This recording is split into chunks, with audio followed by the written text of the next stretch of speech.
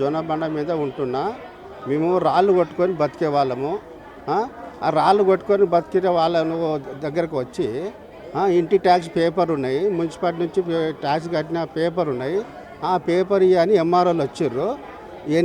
ఆ పేపర్ తీసుకొని మళ్ళీ ఏం చేశారు, నోటీస్ ఇచ్చారు. నోటీస్ ఎందుకు ఇస్తారు సార్ అంటే కాల్ చేయాలని చెప్తున్నారు. మళ్ళీ నోటీస్ ఇచ్చేటప్పుడు ఏమో ఉండూరి మీరు ఉండటానికి ఇస్తున్న నోటీస్ అన్నారు అని అట్లా చెప్పినాక మళ్ళీ ఇండ్లలోకి వచ్చి ఆ నోటీస్ మిమ్మల్ని ఇస్తానికి ఉండటానికి కాదు కాల్ చేస్తానికి అని చెప్తున్నారు. మేము 70 ఏళ్ళ సంది ఉన్నాం ఆ రాళ్ళు కొట్టుకుంటాడా. ప్రతి ఎమ్మెల్యే వచ్చి ఓటు వేయండి, మీకు డేనిస్ లైన్ కట్టిస్తాం, రోడ్లు వేపిస్తాం, సీసీ రోడ్లు వేపిస్తాం, కరెంట్ వేపిస్తాం, మీటర్ వేపిస్తాం, ఇవన్నీ చెప్తారు ఓట్ల ఎలక్షన్లప్పుడు.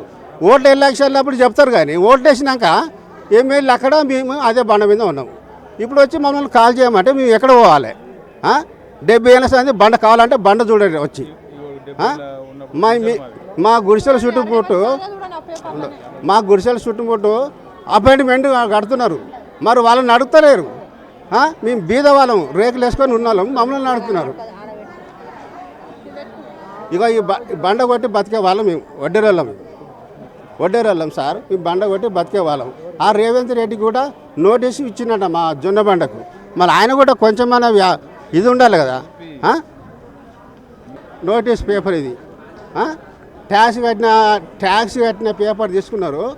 ఎందుకు సార్ అంటే మీరు ఉండేదానికి అన్నారు. మళ్ళీ లాయర్కి వస్తే మీరు కాల్ చేయాలని చెప్పి అంటున్నారు.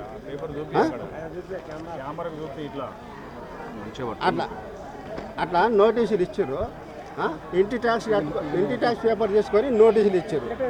నోటీసులు ఇచ్చినాక వెళ్ళిపోమంటే మేము ఎక్కడ వెళ్ళిపోవాలి? మేము జొన్నబండ మీద రాళ్ళు కొట్టుకొని బతికే వాళ్ళం, వడ్డేరోళ్ళం.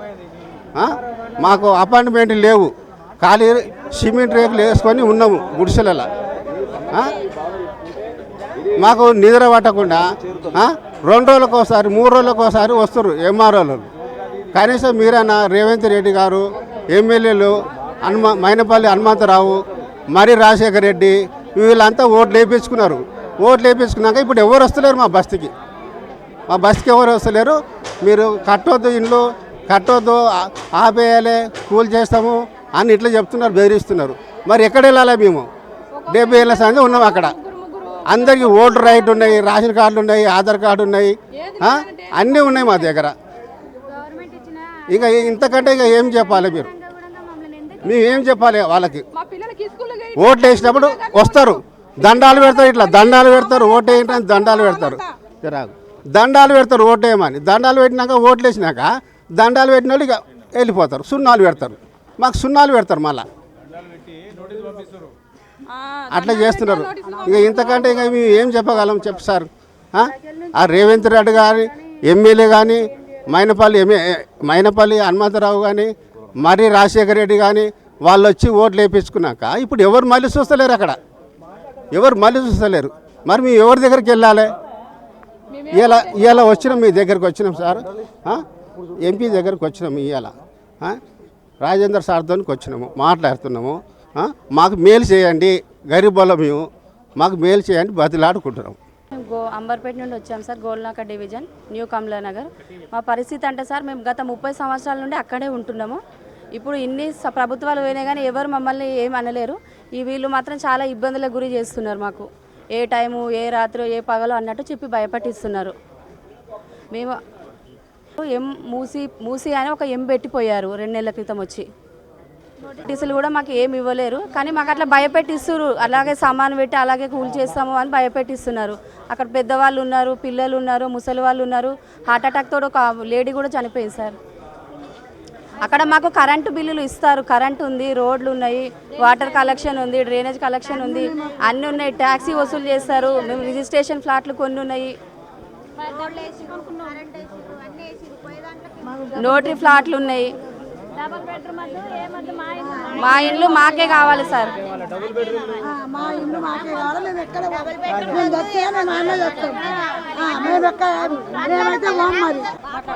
మాకు డబుల్ బెడ్రూమ్ అవసరం లేదు. మేము ఉప్పర్ పని చేసి చెమట తీసి కొనుక్కున్న జాగలది. మా ఇండ్లు మాకు కావాలి. మేము ఎక్కడ వెళ్ళే పరిస్థితి లేదు. మా సావు అనేది వస్తాం కానీ మాకు చేత కాదు. మాకు ఆ ఇండ్లలో ఇంత అడక తీరన్న మా ఇంట్లో మేము అంటాము. మీరు ఒక కిలో బియ్యకున్నా సరే కానీ మా ఇండ్లు మాకు కావాలి. ఇంతవరకు మీ ఇండ్లు వాటర్ వచ్చిందని మీ ఇంట్లో పొడితే రాము. మా కొట్టుకపోయినా గంగా తల్లిలో కొట్టుకపోతా కానీ మీ చేతిలో కొట్ట చచ్చినా సరే మా ఇంట్లోకి వెళ్ళాం మేము. నీళ్ళు ఇన్ని రోజుల నుంచి వచ్చినాయి కానీ ఒక్కనాడు కూడా మా దగ్గరికి రాలేదు. ఇంత అందలేదు నీళ్ళు. మేము మంచిగానే ఉన్నాము. వచ్చి ఇప్పుడు మమ్మల్ని పరిశాన్ చేస్తున్నారు.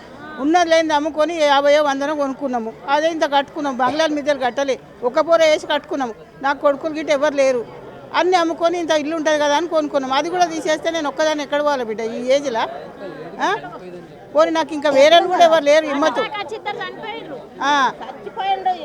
ఇంకా దానికి వీళ్ళు వచ్చి తీసేస్తామంటే ఎక్కడ పోవాలి మేము? మా ఇల్లు మాకే ఇయ్యండి. మాకు ఏ డబల్ బెడ్రూమ్లు వద్దు, ఏ ఊరొద్దు, ఏ పళ్ళు వద్దు. కష్టపడి మేము సంపాదించుకున్నది మాకే కావాలి. ఈనాడు ఓల్డ్ అల్వాల్ ప్రాంతం జొన్నబండ వడ్డేర బస్తీ వీళ్ళంతా కూడా అక్కడ దాదాపు ఒక 50-60 ఏళ్ళ నుంచి కూడా అక్కడ నివాసం ఏర్పాటు చేసుకొని గతంలో అక్కడ క్వారీ ఉండేది. ఆ క్వారీలో పని చేసుకుంటూ చిన్న గుడిసెలు రేకులు వేసుకొని కూడా ప్రస్తుతం కొంచెం పక్కా ఇల్లు కూడా కట్టుకొని అవన్నీ కూడా గత 50-60 ఏళ్ళ నుంచి కూడా వాళ్ళు నివాసం ఉంటున్నారు. ఈనాడు కొత్తగా హైడ్రా వచ్చిందని చెప్పి ఎంఆర్ఓ వాళ్ళు, మండల్ సర్వేయరు, ఆర్ఐ గిరిదారు వాళ్ళందరూ కూడా వీళ్ళ ప్రాంతానికి విచ్చేసి మేము ఇక్కడ సర్వే చేస్తున్నాము, ఈ యొక్క ప్రాంతం మీ సొంత ప్రాంతం కాదు, ఇది ప్రభుత్వానికి చెందని చెప్పి వాళ్ళకి నోటీసులు ఇస్తూ ఉన్నారు. నేను అడుగుతున్నా, అది ప్రభుత్వానికి చెందితే మీరు ట్యాక్స్లు ఎట్లా మీరు కట్టించుకున్నారు? మీరు ఎట్లా కరెంటు మీటర్లు ఇష్యూ చేసినారు? మీరు ఎట్లా వాళ్ళకి అన్ని కూడా మౌలిక సదుపాయాలు మీరు ఏర్పాటు చేసినారు? ఇన్నేళ్ల నుంచి వాళ్ళు అక్కడ ఉంటూ ఈనాడు మీరు నోటీసులు ఇచ్చి వాళ్ళని డిమాలిషన్ చేస్తా అంటే వాళ్ళు ఎక్కడికి వెళ్ళాలా? వాళ్ళు పొద్దుగాల లేస్తే ఏదో కూలీ పని చేసుకుంటూ ఇళ్ళలో పని చేసుకుంటూ పొద్దుగాల ఆటో నడుపుకుంటూ లేకపోతే అప్పటి వరకు వాళ్ళకు ఉపాధి ఉండేది. అప్పుడు వడ్డేర పని చేసుకుంటూ వాళ్ళు బతికేవాళ్ళు. ఇప్పుడు ఆ క్వారీ బంద్ అయిపోయింది. ఇప్పుడు వాళ్ళు రకరకాల పనులకు వాళ్ళు విడిపోయి వాళ్ళు పని చేసుకుంటూ బతుకుతూ ఉంటే వాళ్ళ తరతరాలుగా వాళ్ళ పిల్లలు కానీ వాళ్ళ తండ్రులు తాతలు అందరూ ఇక్కడే పుట్టి పెరిగిన వాళ్ళు ఈనాడు ఎక్కడికి పోవాలా? సీఎం రేవంత్ రెడ్డి గారు మీరు ఏదైతే సదుద్దేశంతో పెట్టి ఉండొచ్చు హైడ్రా అనే సంస్థ, కానీ ఇది ప్రజల పాలిట పెనుశాపంగా మారుతూ ఉన్నది. వాళ్ళకు ఉరితాళ్ళుగా మారుతూ ఉన్నది. వాళ్ళు పూర్తిగా భయభ్రాంతులకు గురి అవుతున్నారు, కన్నీళ్ళు పెట్టుకుంటూ ఉన్నారు. ఎవ్వరు కూడా రాత్రి నిద్రపోయే పరిస్థితి లేదు. వందల మంది ఈనాడు మన ఎంపీ మన ఈటెలందరి గారి దగ్గరికి రావడం జరుగుతూ ఉన్నది. మీరు ప్రభుత్వం భూములు అంటున్నారు, ఎఫ్టీఎల్ భూములు అంటున్నారు, లేకపోతే మూసి పరివాహక ప్రాంతం బ్యూటిఫికేషన్ అంటున్నారు, వాట్ ఎవర్ ఏదైనా కానీ ఒకటే, మీరు కొత్తగా కట్టుకునే కమర్షియల్ గోదాములు కానీ బిల్డింగ్లు కానీ ఏదైనా కానీ వాటి మీద మీరు చర్య తీసుకోండి. మేము దానికి వ్యతిరేకం కాదు. ఒక ఏండ్ల నుంచి తరతరాల నుంచి 40 ఏళ్ళ నుంచి 50 ఏళ్ళ నుంచి వాళ్ళు అక్కడ వచ్చి బతుకుతూ వాళ్ళు ప్రభుత్వానికి ట్యాక్సులు కడుతూ వాళ్ళకు అన్నీ మీకు ప్రభుత్వాన్ని పేమెంట్ చేసుకుంటూ ఉంటేనే ఆ ప్రభుత్వాలు నడుస్తూ ఉన్నాయి. ఆ యొక్క అధికారుల జీతాలు పోతున్నాయని మీరు గమనించాలా? మీరు ప్రజల మీద యుద్ధం చేస్తూ ఉన్నారు. ఇది తీవ్రవాదంతో సమానం. మీరు ప్రజల మీద యుద్ధం చేస్తూ ఉన్నారు. మీకు ప్రజా పరిపాలన మీకు చేత కావట్లేదు. సక్రమంగా మీరు పరిపాలన చేతగాక ఏ ఒక్క డెవలప్మెంట్ చేయడం చేతగాక ఈ యొక్క కొత్తగా యొక్క సంస్థ ఏర్పాటు చేసి మీరు ఉసురు పోసుకుంటున్నారు, వాళ్ళ గోస పెట్టుకుంటున్నారు. మీరు దయచేసి తక్షణమే ఇది మీరు ఆపాలా. ఎగ్జిస్టింగ్ ఉన్న ఇళ్ళ జోలికి మీరు ఖచ్చితంగా పోకూడదు. మీరు అవసరమైతే కొత్త బిల్డింగ్లో మీరు యాక్షన్ తీసుకోండి, అవి అక్రమం అయితే మాత్రమే. Otherwise please don't go to the poor people, middle class people. దానికి ఖచ్చితంగా భారతీయ జనతా పార్టీ అడ్డుపడుతుంది, వాళ్ళకు అండగా ఉంటుంది. ఎంత దూరమైనా సరే ఖచ్చితంగా మీరు రాజకీయ సమాధి ఇక్కడే మీకు మొదలవుతుందని మీరు గుర్తుపెట్టుకోవాలా. మీరు ప్రజలు ఓట్లేస్తే మీరు గెలిచినారు. ఆ యొక్క ప్రజలే ఈనాడు మీకు రాజకీయ సమాధి మీ హైడ్రా రూపంలో కట్టబోతుందని మీరు గుర్తుపెట్టుకోవాలా. ఖచ్చితంగా మిడిల్ క్లాస్ వ్యక్తులకి పేదవాళ్ళకి భారతీయ జనతా పార్టీ అండగా ఉండని చెప్పి సందర్భంగా తెలియజేసుకుంటాం.